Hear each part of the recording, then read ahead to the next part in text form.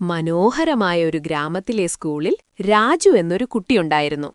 അവൻ വളരെ വികൃതിയായിരുന്നു.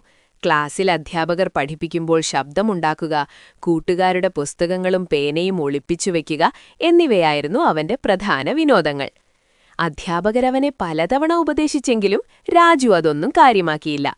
സഹപാഠികൾക്കവനെ പേടിയായിരുന്നു. ഒരു ദിവസം ക്ലാസ്സിലേക്ക് രാമു എന്ന പുതിയ കുട്ടി വന്നു. രാമു വളരെ ശാന്തനായിരുന്നു. മാത്രമല്ല, അവന് നടക്കാൻ അല്പം പ്രയാസമുണ്ടായിരുന്നു. രാജു രാമുവിനെ കളിയാക്കാൻ തീരുമാനിച്ചു. "നോക്കൂ, ഒരു മുടന്തൻ വരുന്നു" എന്ന് പറഞ്ഞ് രാജു ഉറക്കെ ചിരിച്ചു.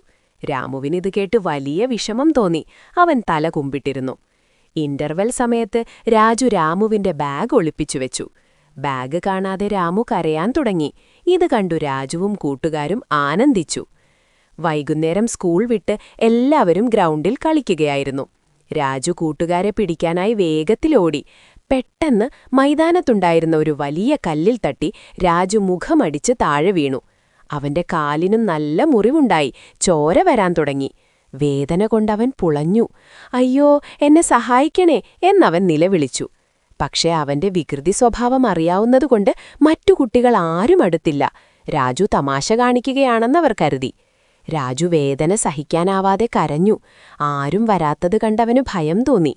പെട്ടെന്നാണ് അങ്ങോട്ടേക്ക് ഒരാൾ ഓടിവന്നത്. അത് രാമു ആയിരുന്നു. നടക്കാൻ ബുദ്ധിമുട്ടുണ്ടായിട്ടും രാമു വേഗത്തിൽ രാജുവിന്റെ അടുത്തേക്കെത്തി. രാമു രാജുവിനെ പതുക്കെ എഴുന്നേൽപ്പിച്ചു. "പേടിക്കണ്ട രാജു, നമുക്ക് ടീച്ചറുടെ അടുത്തേക്ക് പോകാം" രാമു സ്നേഹത്തോടെ പറഞ്ഞു. രാമുവിന്റെ തോളിൽ കൈയിട്ട് രാജു പതുക്കെ നടന്നു. രാജുവിനു വലിയ കുറ്റബോധം തോന്നി. താൻ കളിയാക്കുകയും ഉപദ്രവിക്കുകയും ചെയ്ത കുട്ടി തന്നെ ആപത്തിൽ സഹായിച്ചല്ലോ എന്നവനോർത്തു.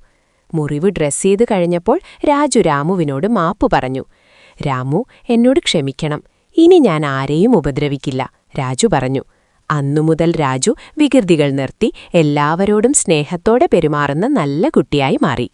കഥ ഇഷ്ടപ്പെട്ടാൽ ലൈക്കും സബ്സ്ക്രൈബ് ചെയ്യാൻ മറക്കല്ലേ. ബെല്ലൈക്കൺ അമർത്തിയാൽ പുതിയ കഥകൾ വരുമ്പോൾ നിങ്ങളിലേക്ക് നോട്ടിഫിക്കേഷൻ വരുന്നതാണ്. ഏതുതരം കഥകളാണ് വേണ്ടതെന്ന് കമന്റ് ചെയ്യൂ.